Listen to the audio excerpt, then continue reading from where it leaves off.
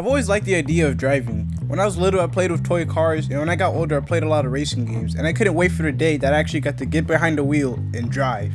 But driving isn't fun when you suck at it. After I got my permit, I drove down the road for the first time, thinking my skills from GTA 5 were gonna transfer into real life. So when I took a turn, I didn't hit the brakes and I did like a drift, scarring both my dad and my sister for life. So after that, my dad was like, "That's it, I'm not gonna teach you how to drive no more." So I was like, okay, fine, and I had to get a driving instructor. I knew from the beginning that this was a bad idea, because imagine being in the instructor's shoes. You're in the car with a complete stranger who can't even order a Big Mac without breaking something. Fast forward like a week or something, and it's time for the first driving class. I'm at my window waiting for this dude to show up, and he's kind of taking too long. So I was like, alright, I guess he ain't coming. But then I hear something outside, and it sounded like a shopping cart. I already knew who it was, but I was still in denial. I was like, there's no way that's the driving instructor outside right now. I look outside, and it's the driving instructor. And he pulled up in this old Chevy from like the early 2000s. So he pulls up to the driveway and knocks on the door, and I get up to open it. And I was expecting some normal guy, but of course I open the door and there's a milk duddle leg standing here. Hello, I'm a driving instructor. Now get in the car.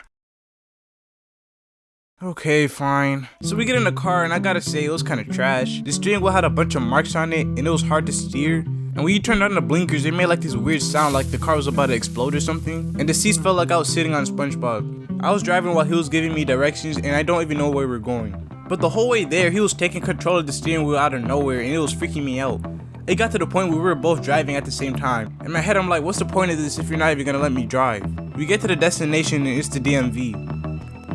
Bro, why the fuck are we at the DMV? You gotta learn how to parallel park. Who would ever try to parallel park in between two cars? Just find another parking spot. Anyway, this man tries to get me to parallel park in between these cones. I'm like, okay, easy enough. I try and I bent one of the cones. He starts getting mad at me like this is not my first time doing this. He just starts yelling at me and now I'm getting mad. I wanted to tell him, sorry, your 5-head was distracting me. But I didn't. So he makes me parallel park for like an hour, and the whole time he's just getting more and more mad at me for no reason. Dude, relax. On the second day, he just got more annoying. I would be driving, he would reach over and start honking the horn for me. I was like, dude, what are you doing? He was like, someone cut us off. But the car he was talking about was like half a mile away from us, and they did nothing wrong. And now I look like a loser that honked at him for no reason. We got to the place to practice parallel parking again, and this time he got out of the car to see what I was doing. I kept messing up and I could hear him yelling at me from outside. I even started getting ideas of just driving away in his car without him and going home. But then he got back in the car before I could ditch him. As we were going back to my house, we stopped at a red light, and he started freaking out about how I stopped at the red light. And then he gets out of the car and starts pointing at the lines on the road talking about, look at this, man, you too close to the car, man, you too close to the car. Bro, can you get back in the car before the light turned green and you get ran over with your bald ass? Everybody in traffic is just watching this man freak out at a red light, and he's giving me secondhand embarrassment. And I was given another chance to just leave him behind, but I don't know a blessing when I see one, and he got back in the car again. On the last day of the training, we were back to the DMV again, and there was an accident in a fire truck ahead of us, and he was like, what do you see there? It's a fire truck.